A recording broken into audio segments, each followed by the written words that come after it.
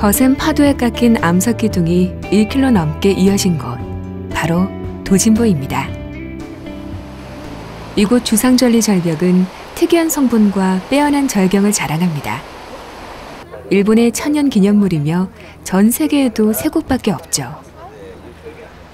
이곳은 일본에서 가장 유명한 자살 명소이기도 합니다. 1년에 약 25명, 한 달에 2명꼴로 발생하는 자살자 중에 도진보 출신은 극소수이고 전체 98%는 일본 전국에서 이곳을 찾는 사람들입니다. 아침부터 도진보를 찾아온 관광객들에게 맞춰 시게루 씨도 부지런히 떡집 문을 엽니다.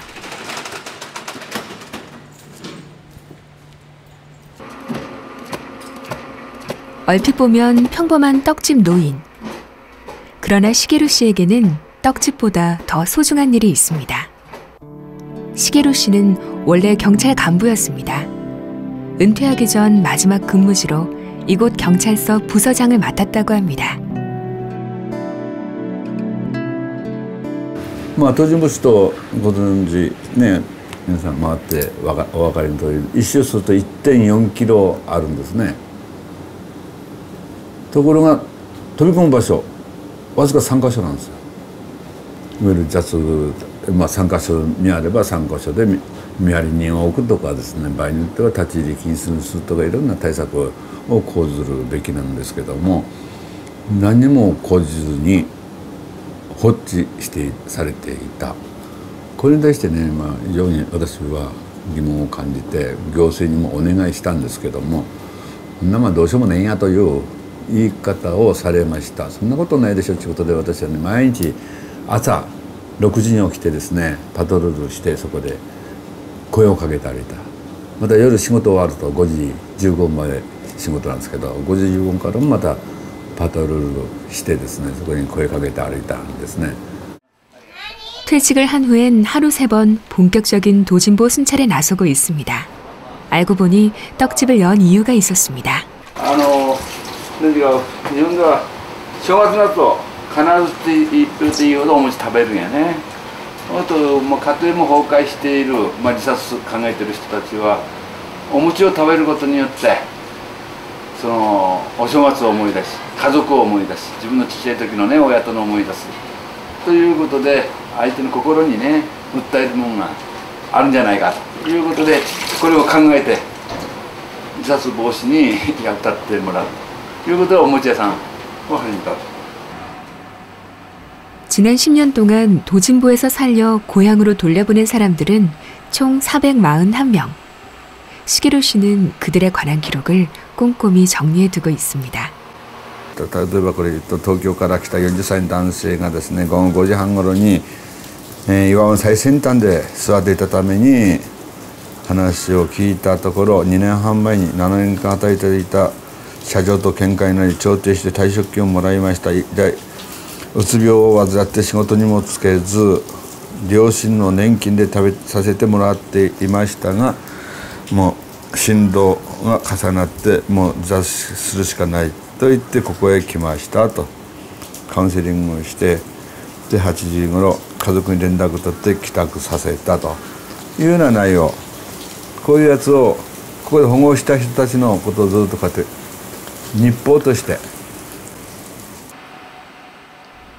이 기록은 민간인이 발로 뛰어 조사한 일본 자살 실태 보고서인 셈. 10년 동안 성장의 그늘 속에 감춰진 일본의 눈물에 관한 기록이기도 합니다. 이 기록은 책으로 묶여 세상에 알려졌죠. 뜻있는 그의 활동이 세상에 알려지자 이제는 도진보 순찰을 함께 도는 동료들이 생겼고 전국에 92명의 후원자들이 생겼습니다. 자살 시도자를 달래서 고향으로 돌려보내면 해당 지역의 회원이 이후 그분을 돌보는 일을 돕기도 합니다.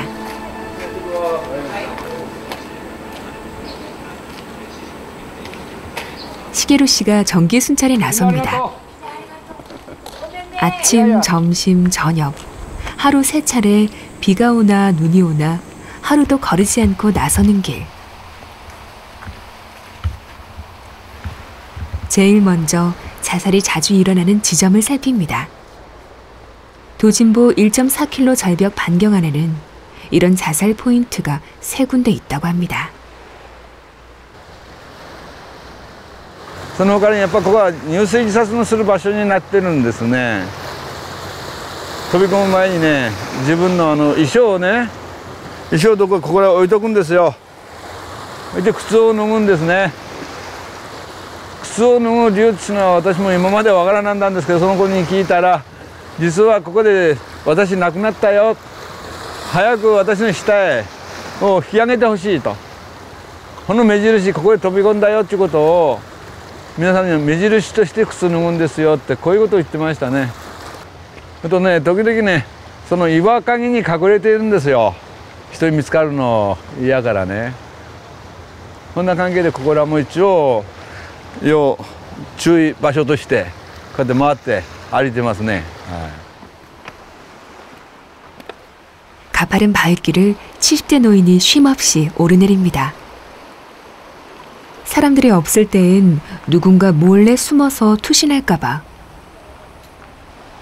이 중에 어느 한 사람을 혹여 놓치게 될까봐 한순간도 마음을 놓을 수 없습니다. 그가 눈여겨보는 사람들은 따로 있습니다. 가방을 들고 있는 사람, 카메라를 지녔거나 핸드폰을 지닌 사람은 그의 판단에 일반 관광객입니다. 절벽 끝에서 서성거리는 사람도 위험하지 않습니다. 죽으려고 결심한 사람은 의외로 절벽 끝에서 배회하지 않는다고 합니다. 자살 포인트를 돌아보고 난 후 그가 향한 곳. 公衆電話がここに2箇所あります。これ救いの電話2番、向こうの方が1番になってるんですね。 일명 도움의 전화입니다. まあ自殺を考えてくる人は片道切符ね、もうお金なくなってもう帰る必要がないから何も持ってこないんですよ。最後にやはり家族に電話するんですね。日本なんかね、ものすごく携帯発達してます。もう大概の人持ってます。にもかかわらずこの公衆電話に入っているという人は要注意人物なんです。 이 동전은 시게루 씨가 꼬박꼬박 채워넣고 있는 중입니다. 전화하는 사람을 발견하면 시게루 씨는 한참 동안 지켜보다가 그의 뒤를 따라가곤 합니다.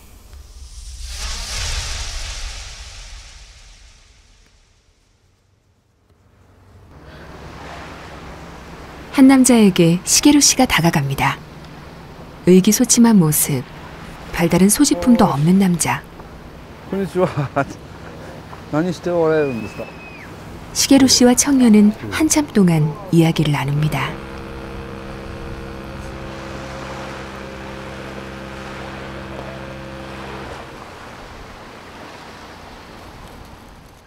声をかけて相手の話をお聞きする、で聞く。すなわちなんであなたは死がざるを得なくなったの、その自殺しに来た原因ですね、それを聞く。そしてそれをその悩み事を除いてあげなあかんのですよ、ね、いわゆる悩み事の解決もしくはまあ軽減軽くさせるということをする。そして自立までできるまでやって、その後ですね、まあ、自立したもののまたもやもやとね、その後また悩み事がぶり返したりする恐れがありますので、その人のその後の見守るという。例えば北海道の人が来たら北海道へね、悩み事を解決するために私たちは場合によっては北海道も行っているんですけども、で帰ってもらって自立してもらうんですけども、北海道のうちの会員さんはその後のねケアをしてもらってると。 도진보에서 자살한 사람들의 영혼을 위로하는 위령탑. 도진보 순례자 시게루 씨가 순찰 중에 마지막으로 들르는 곳입니다. 지난 10년 동안 도진보에서 수많은 자살 시도자들을 만나왔습니다. 어느 사연 하나 안타깝지 않은 것이 없었습니다. 누군가 손을 내밀어 조금만 도와주었다면 죽지 않아도 될 사람들이었습니다. 日本の自殺者の東京内容を見ますとね、50歳過ぎの男性が一番多いんです。50歳過ぎということは一家の大黒柱なんですね。そのお父さんが亡くなるということは、その家族3人なり5人なりいると、家族も非常に生活苦に陥ってしまうんですよ。誰かが声を上げて言わんことには気がつかんのですよ。そういう考えのもとでね、私も一応もう署名運動までして、で自殺防止対策という法律まで作ってくれました。 자살을 말리는 일만으론 끝나지 않습니다. 딱히 갈 데가 없는 그들을 위해 임시 보호소가 필요했습니다. 이 건물은 친구에게 부탁해서 값싸게 빌린 건물입니다.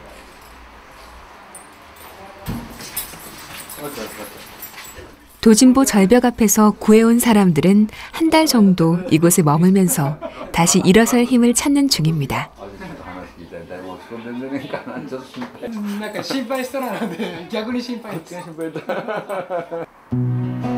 그들에겐 여전히 고통스러운 삶이 기다리고 있습니다.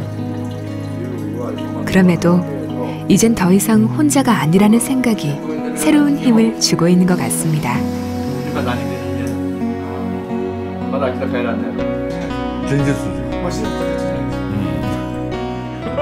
助けてくれって言ってるんですよ。誰も死にたいもいない。助けてくれって言ってるんですよ。その人に手を助けるの自殺防止じゃない、人命救助なんですよ。その人の悩み事をお聞きしたら、そうか、私も一緒にその悩み事を解決するのに一緒に歩いてあげましょうと言って一緒に歩いてあげなあかん、いわゆる杖代わりと言いましょうかね。それをしなければ自殺は減りません。薬飲んで何が治りますか。そこらの勘違いを民間だけでもできませんね。行政だけでも国だけでもできません。官民民間と行政が一緒にならなあかんです。 시게루 씨의 순찰 이후 현재 도진보의 자살률은 한 해 25명에서 13명으로 절반 수준으로 떨어졌습니다.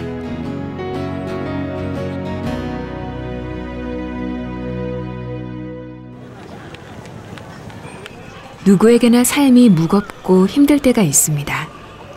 누군가는 그 무게에 짓눌려 세상을 버립니다. 하지만 누군가는 떨치고 일어나죠. 그러니 자살은 개인 차원의 문제로 보이기도 합니다. いつも出てくるのは自殺というのは一種の個人の死ぬ権利じゃないかと、尊厳死と同じように捉えてですね、自殺する権利は認められるべきだというような議論が必ず出てきます。それで一体どこにその自殺を止める理由があるのかということはかなり重要な根本的な疑問だと思います。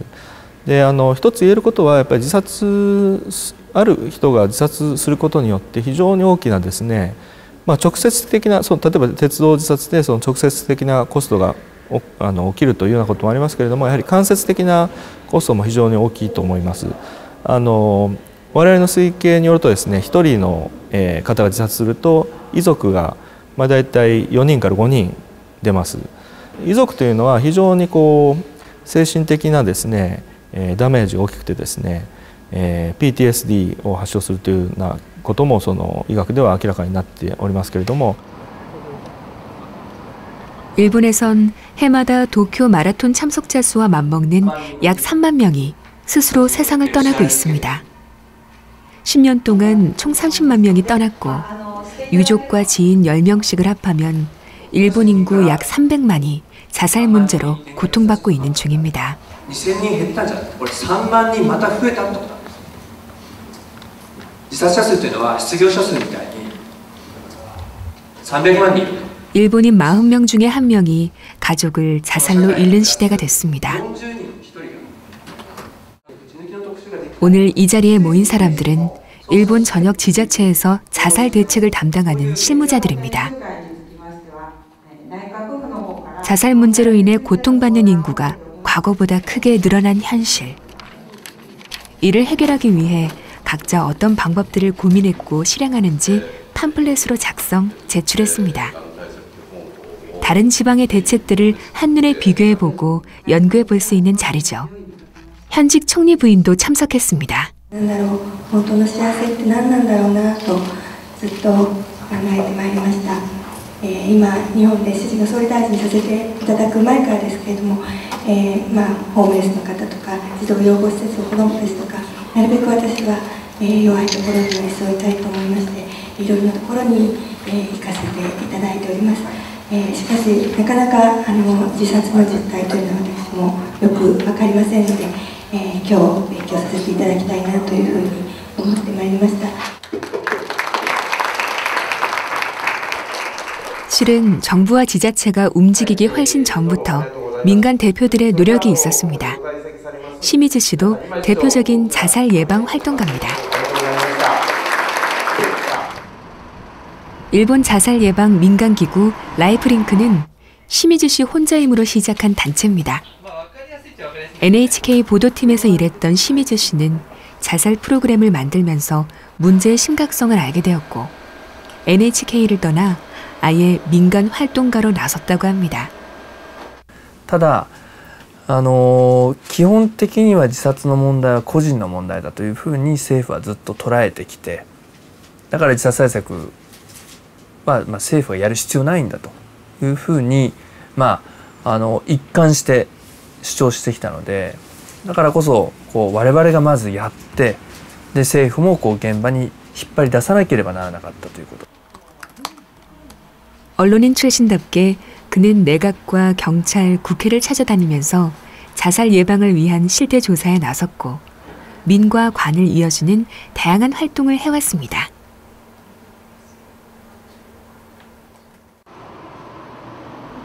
(2007년) 드디어 일본 정부가 자살 대책을 발표합니다. 일본 정부는 자살이 개인 차원을 넘어서서 정부도 나서야 하는 사회적 차원의 문제로 여기기 시작합니다.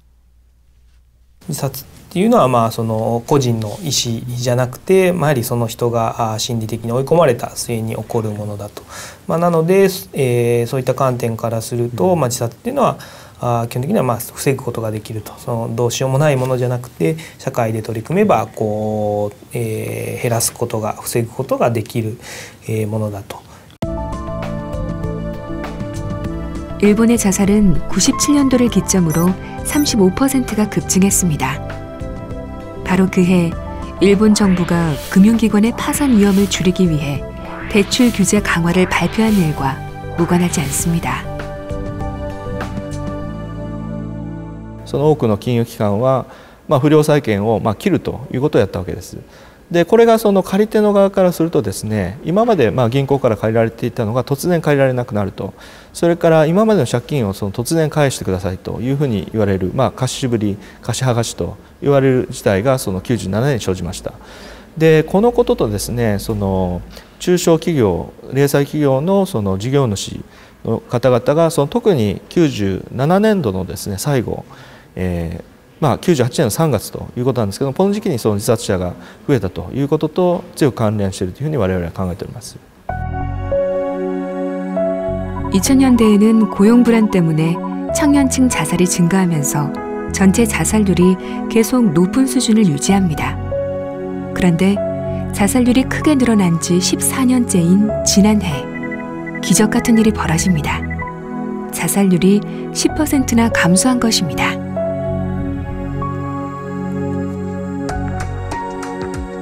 자살의 원인에는 사회도 책임이 있으며 사회가 노력하면 막을 수 있다는 인식. 민간 기구들이 이런 인식을 만들기 위해 10여 년간 노력했고 정부가 화답한 결과입니다.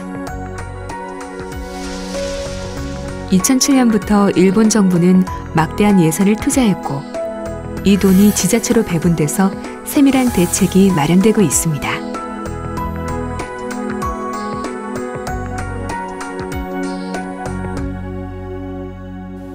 政府全体の予算としては、内閣府が取りまとめた各省の予算ですと287億円ということになっています。で、前年度が、236億円ぐらいだったので、だいたい50億程度前年より増えているという状況です。 한국과 일본은 경제난이 가중된 97년도를 기점으로 자살률이 상승했고 이후 높은 자살률을 보인다는 공통점을 갖고 있습니다. 하지만 다른 점이 있습니다. 자살 대책에 투입하는 일본 전체 예산은 3,265억 원인데 비해 한국은 30억 원에 불과합니다.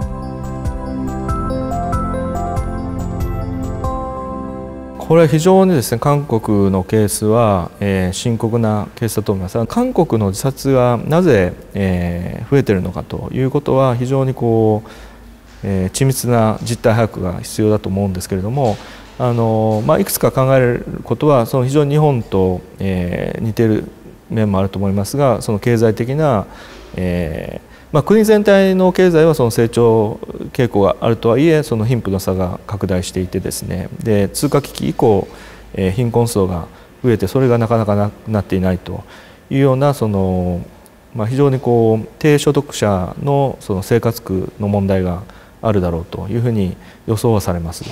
で借金の問題、雇用の問題もあるだろうというふうに予想はされます。それからもう一点、韓国でこれは韓国の研究者がやられている研究なんですけれども、ウェルテルエフェクトというのがあります。でこれ統計的に解析するとですね、非常に後追いが韓国で多いということが分かっています。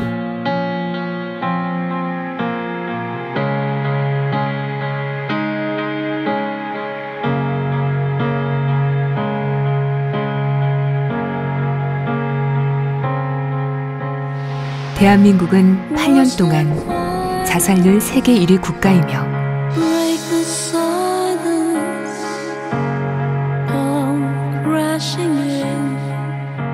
2013년 현재 33분마다 한 명씩 스스로 목숨을 끊고 있습니다.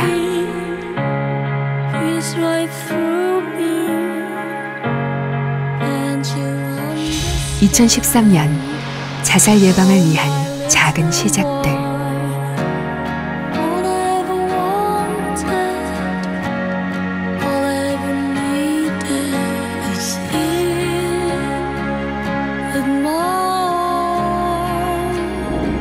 세상 끝에 홀로 서 있을 그에게 건네는 관심.